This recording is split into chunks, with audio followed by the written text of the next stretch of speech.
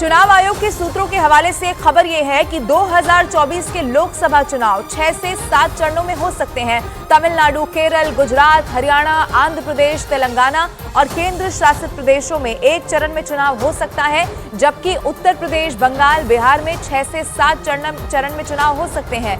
महाराष्ट्र में 4 से 5 चरण में चुनाव हो सकते हैं। मध्य प्रदेश, असम में 2 से 3 चरण में चुनाव करवाए जा सकते हैं। जम्मू कश्मीर की बात करें तो विधानसभा चुनाव की घोषणा की संभावना हालांकि यहां से कम दिखाई दे रही है।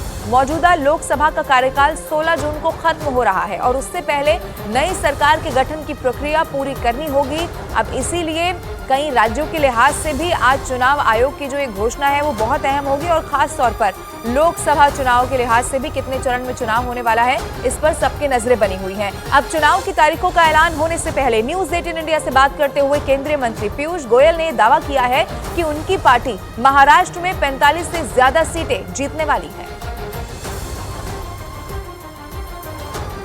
मुंबई जन्मभूमि, मुंबई कर्मभूमि, अब मुंबई चुनाव भूमि होने वाली है। किस तरह से देखते हैं? बहुत आनंदित हूँ और मुझे मौका दिया है मेरे नेताओं ने। माननीय नरेंद्र मोदी जी, माननीय अमित शाह जी का मैं कृतज्ञ आभार प्रकट करता हूँ, नड्डा जी का, देवेंद्र जी का। और बहुत उत्साह है। उत्तर मुंबई कल गया था, सबसे मिलना हुआ, लोगों से मिलना हुआ, हमारे भाजपा के नेता और कार्यकर्ताओं से मिलना हुआ।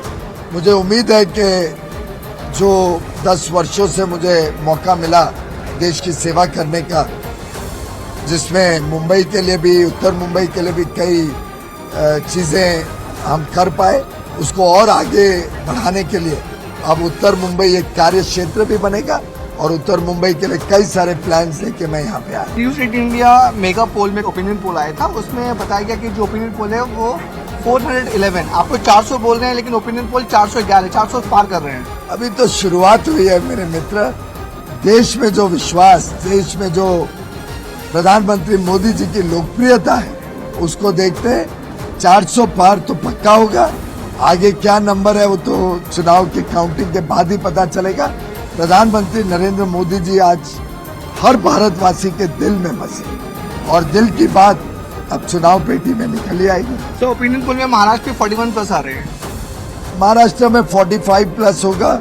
मुंबई की 6 सीट, थाना और आसपास की सभी सीटों पे clean sweep Bharatiya Janata party और हमारे मित्र पक्ष एनडीए की विजय पक्का है। पीयूष गोयल का ये बड़ा दावा है कि महाराष्ट्र में 45 सीट और पूरे देश में 407 सीटें एनडीए को मिलने वाली हैं। मुंबई से कैमरामैन देव के साथ विवेक गुप्ता, न्यूज 18 इंडिया। अब तमाम राजनीतिक दलों को भी इसी दिन का इंतजार था। आज तारीखों का ऐलान हो जाएगा और उसके बाद सियासी पार्टियां और उम्मीदवार अपनी पूरी ताकत इस रण में झोंकने वाले हैं। सब लोग इंतजार कर रहे हैं कि जल्द से जल्द चुनाव की तारीख घोषित हो और पूरी पार्टी अपनी तैयारी के साथ खड़ी है और मजबूती के साथ उत्तर प्रदेश के अंदर चुनाव होगा और इंडिया गठबंधन जीतेगा निश्चित तौर से, क्योंकि आम जनता, आम लोग परेशान हैं, दुखी हैं। पूरे उत्तर प्रदेश की 17 सीट बाकी हैं, केवल अमेठी रायबरेली ने 17 सीट बाकी हैं और एक साथ घोषित होंगे। हमारा 2 ही मुद्दा है। एक तो है 1 फेज में वोट चाहिए, 1 फेज में वोट चाहिए, क्योंकि हमारा जो स्टेट को जो सिचुएशन है, completely fully peaceful democratic situation in West Bengal, हम लोग एक ही फेज में इलेक्शन चाहते हैं। अब देखिए, ये पिछले असेंबली इलेक्शन के वक्त वो 8 दफा में वोट किए थे, क्या रिजल्ट हुआ? तृणमूल कांग्रेस से जीत गया था। दिस टाइम हम लोग एक ही फेज में वोट चाहते हैं। अब आपको ये बताते हैं कि कहां पर अभी भी किसका गठबंधन फंसा हुआ है। बड़ी तस्वीर क्या कहती है ये अब आपको दिखाते हैं। बिहार की 40 सीट हैं, यहां आरजेडी और कांग्रेस की सीट शेयरिंग अभी भी तय नहीं हो पाई है। लालू यादव कांग्रेस को डिमांड के मुताबिक सीट देने को राजी नहीं है। बिहार में बीजेपी और जेडीयू की सीटों का ऐलान भी अभी बाकी है। अब महाराष्ट्र की बात करें तो महाराष्ट्र में 48 सीटों को लेकर भी दोनों खेमों में टकराव लगातार जारी है। एक तरफ महाविकास अघाड़ी और महायुति यानी कि इंडिया और एनडीए दोनों गठबंधन अभी तक सीट फाइनल करा ही नहीं पाए हैं। अब पश्चिम बंगाल की बात करें तो 42 सीटें हैं, केरल में 20 सीटें हैं। दोनों जगह इंडिया गठबंधन टूट चुका है। ममता बनर्जी ने बंगाल की सभी 42 सीट पर चुनाव लड़ने का ऐलान कर दिया है अकेले ही, तो कांग्रेस के लिए उन्होंने कोई गुंजाइश छोड़ी ही नहीं है। अब 20 सीटों वाले केरल में भी लेफ्ट ने कांग्रेस का कोई लिहाज ही नहीं किया। राहुल गांधी की सीट वायनाड पर भी उसने अपना उम्मीदवार उतार दिया है। इसीलिए गठबंधन अभी भी कई राज्य ऐसे हैं जहां पर फंसता हुआ दिखाई दे रहा है और आगे क्या इनका भविष्य होगा ये भी किसी को नहीं पता।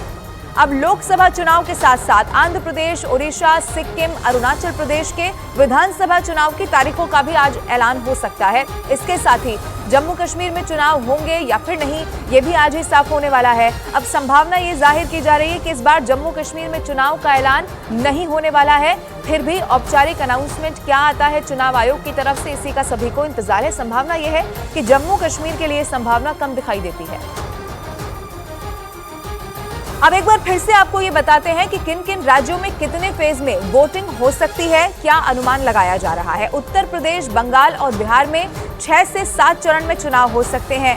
ये बताया जा रहा है कि पॉसिबिलिटी है राज्यों की जनसंख्या और वहां के क्षेत्रफल के अलावा सुरक्षा के नजरिए से एक पॉसिबिलिटी है कि इन 3 राज्यों में 6 से 7 चरण में चुनाव हो सकते हैं। अब महाराष्ट्र में 4 से 5 चरणों में चुनाव किया जा सकता है।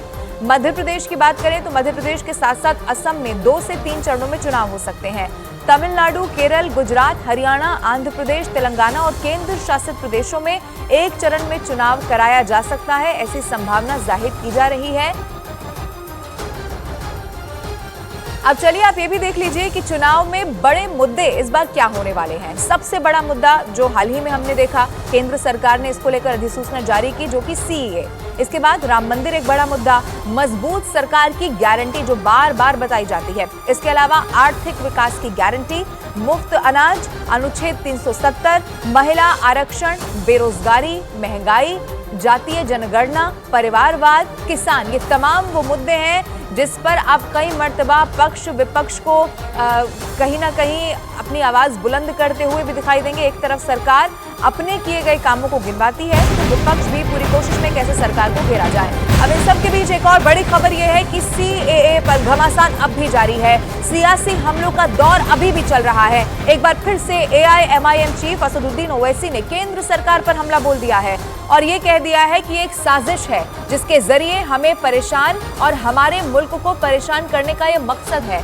उन्होंने गृह मंत्री अमित शाह और पीएम मोदी का नाम लेकर कहा है कि अगर किसी की नागरिकता नहीं जाएगी तो दोनों नेताओं को खड़े होकर ये कहना चाहिए कि एनपीआर और एनआरसी नहीं आने वाला है। असदुद्दीन ओवैसी सीएए और एनआरसी को लेकर जबरदस्त हमलावर इससे पहले भी कई मर्तबा देखे गए हैं केंद्र सरकार पर। अब ये कहा कि अगर नागरिकता नहीं जाने वाली है तो फिर अमित शाह और प्रधानमंत्री नरेंद्र मोदी बकायदा नाम लेकर उन्होंने कहा कि साथ में खड़े हुए और कहें कि एनपीआर और एनआरसी नहीं होने वाला है। आप क्या कह रहे हैं आज? नहीं, जो हिंदू है, सिख है, ईसाई है, बौद्ध मजहब का है, उसी को सिटीजनशिप मिलेंगे। मेरे भाई, ये इनकी साजिश है कि हमको हमारे मुल्क में परेशान करके रख दिया जाए। तो अमित शाह बोल रहे नहीं नहीं, कोई मुसलमान की सिटीजनशिप नहीं ली जाएंगी। तो मोदी को, अमित शाह को खड़े होकर बोलना चाहिए कि कभी भी एनपीआर एनआरसी नहीं होगा देश में। बोलो।